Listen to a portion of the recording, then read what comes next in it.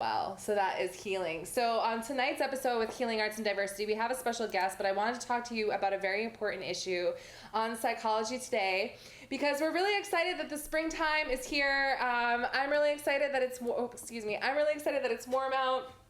But spring can also be a time of unrest for some people, and in the spirit of Café con Gas, I always want to bring that to the forefront because not everybody is feeling spring fever. So this is a really great article from Psychology Today that breaks down really what's happening. It reads, spring is here, flowers are in bloom, birds are chirping, the sun is shining, the days are longer, people are more energetic and seemingly in a happier place. Spring awakens the senses. However, not everybody is feeling alive and refreshed. Spring also brings about a dramatically high suicide rate, especially among teenagers and the elderly. For people who suffer from this chronic illness, varying forms of depression, or even grief, it will take much more than birdsong and sunshine to alleviate their feelings of hopelessness and despair.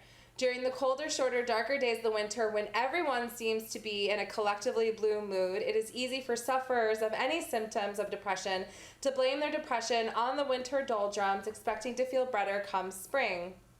However, if you are suffering from depression, it can be quite distressing when winter gives way to spring.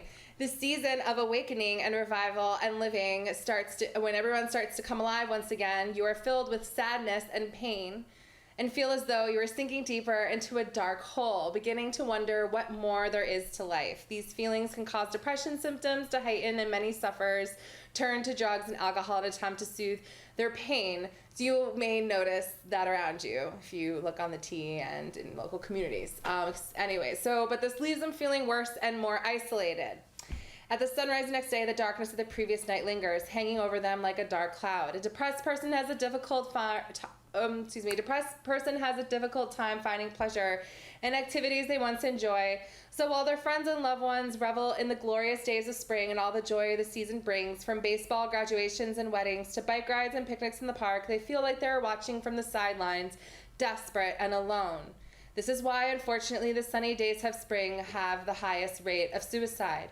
This is a really interesting article and something to be mindful of because, everybody is, Instagramming their fresh meals. Everybody's taking pictures with each other, really enjoying this season as it comes to life. And for some people, this is a really difficult time. So being mindful as you support your friend who's exploring treatment or going through these treatment modes, or also taking this for yourself, that there are a variety of treatments available for you as listed here in this article.